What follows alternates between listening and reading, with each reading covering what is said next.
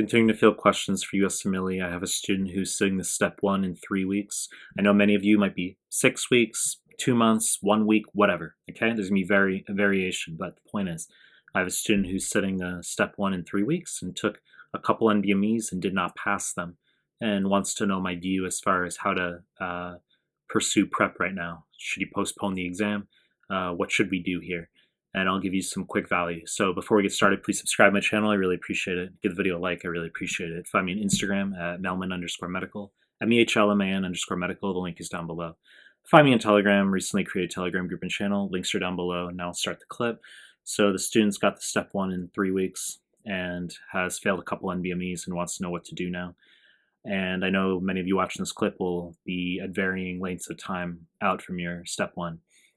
If you have failed an NBME in the final month prior to your prep, what the fuck am I saying? Prior to your step, then you should postpone at least a month. Now, this is something I want to convey, which is that it is infinitely worse for you to take a fail on the step exam than it is for you to be inconvenienced because your scores aren't where they should be and you need to postpone, okay?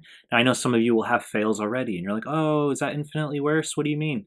Look, I mean, for students who have not yet had a fail, just you want to do everything you can to avoid it. It is much worse to have to take a fail versus you inconvenienced yourself and you pushed your exam back and now it's interfering with rotations or whatever the fuck it's going to be, okay?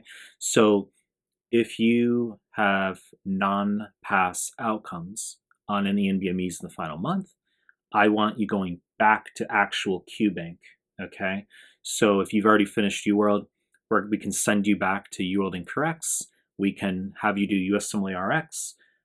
It is never cookie cutter for every student, okay? I've made tons of prior clips discussing this stuff at length, that I want you doing NBMEs 20 through 24 offline, then free 120, then online NBMEs 25 through 30 for your step 1. You need to memorize all that content.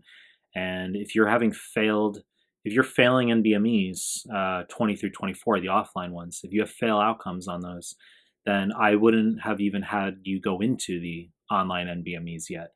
I would have had you go back to QBank, okay, as I just said before. So you want to be getting no more than 65 to 70 wrong on the offline forms, okay?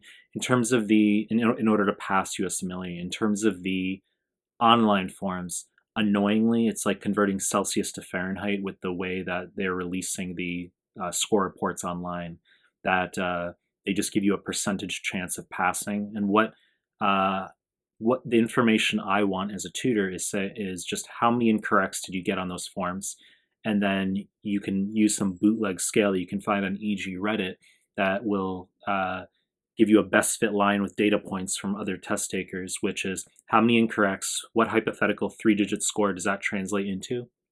And then we can sort of improvise as far as, do we want you continuing to go through the NBME exams right up until your real deal, or do we want you postponing? Okay, that's regarding the online forms. I don't want you having a fail within the final month. Okay, I don't want you having a fail within the final month. I do not sign off on a student sitting the real exam if he or she has a fail in the final month. As I just fucking said, it's infinitely worse for you to take a fail on the real deal than it is for you to be inconvenienced, that you had to postpone and now it's like interfering with other stuff in your life, okay?